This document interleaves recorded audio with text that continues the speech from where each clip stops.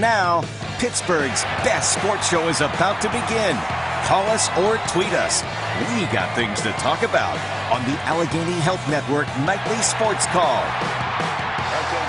Good evening, everyone, and welcome to another edition of the Allegheny Health Network Nightly Sports Call. You make the call here, and it's your show, so call us with your opinions at 412-575-2600. On Twitter tonight, it's at KDPomp, at RonCookPG, and we will begin with baseball news because the Pirates are in action, and they know now, playing on the West Coast, Ron Cook of 93.7 The Fan, Cook and Pony Show, and the Post-Gazette, that they have to win because everyone around them is winning. The Cubs won today. Brewers beat Washington pretty handily behind Zach Davies. Second best team in the National League. They beat them bad, 8-0, I think. Yeah, I mean, St. Louis was winning. Long season, Bob, but it'd be nice if the Pirates could keep pace tonight, wouldn't it?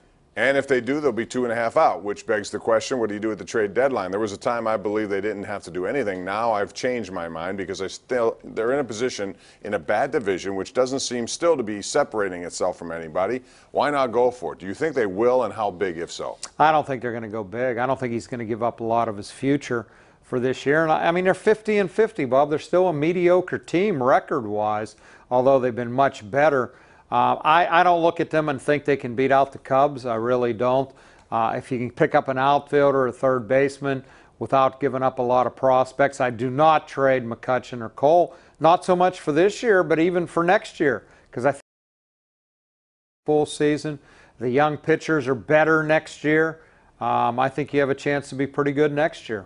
I just get to the point, though, Ron, where I keep talking about next year or the year after. I hate doing it. I'm to the point now where I just say, okay, this division next year could be Chicago with 105 wins, too, right? I mean, they could be that good. They're talking about Yu Darvish. Do you look at them and see as good a team as the Cubs, though? No, I don't, but I don't see the Cubs doing much with what they have this year. It's been a down year for them. I think they're not done yet. I think they're going to make another trade, too. Yu Darvish is mentioned, and whatever the case. Or Sonny Gray. At some point, though, don't you, if you're a Pirate organization, you have to say to yourself, we're still in position.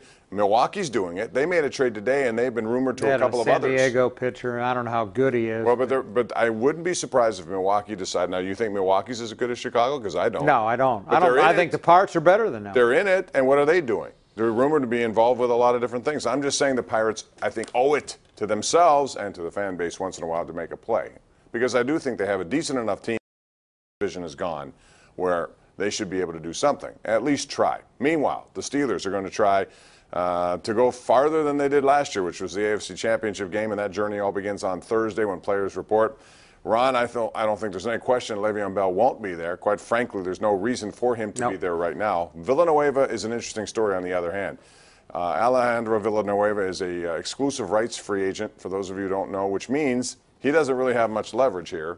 Nope. But he's being underpaid based on what left tackles make.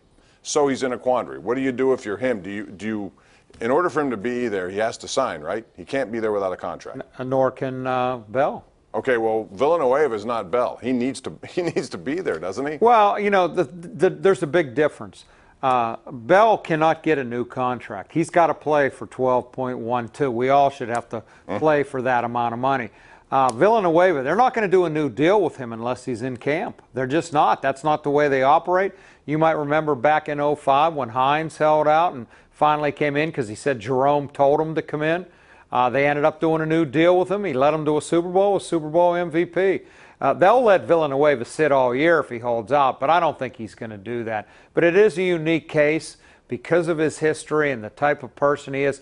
I guarantee you every player on that team is watching how this, because they love him. I mean, they have so much respect for him. Remember last year with all the anthem stuff with Kaepernick? And I remember Mike Tomlin coming out and saying, we'll never have that problem here because of Villanueva. All the players respect him too much to kneel or sit down during the anthem. It's an interesting call, but he's got to be in to get a new contract. He does, but he also doesn't want to make what he's making, and he's a starting left tackle. And they don't have much experience behind him. They have a guy they like in Gerald Hawkins, but we'll see how that goes. Meantime, one other interesting story today that I found just fascinating down in Dallas yesterday.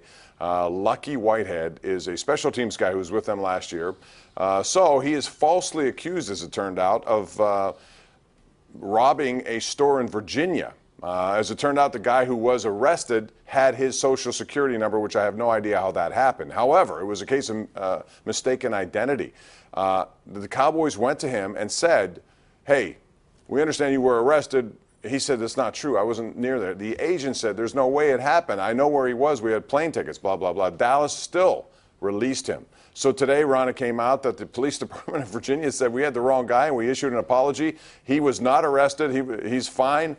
Dallas couldn't find the heart to do the same. Are you kidding me? They made a decision based on that, and it's false. And today, Jason Garrett looked like a buffoon.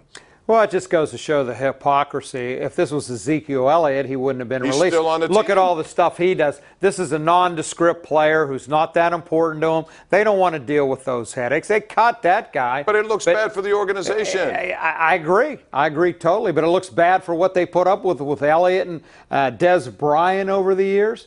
But the more you can do, the better you are, the more chances you get. It is a double standard, there's no question. But I think that's life. They had a chance to change that around today, and they should have, and they didn't. And Jason Garrett looked like a buffoon. 412-575-2600 is the number to call. What do you think about these stories and more? Give us a shout right here live on Pittsburgh CW.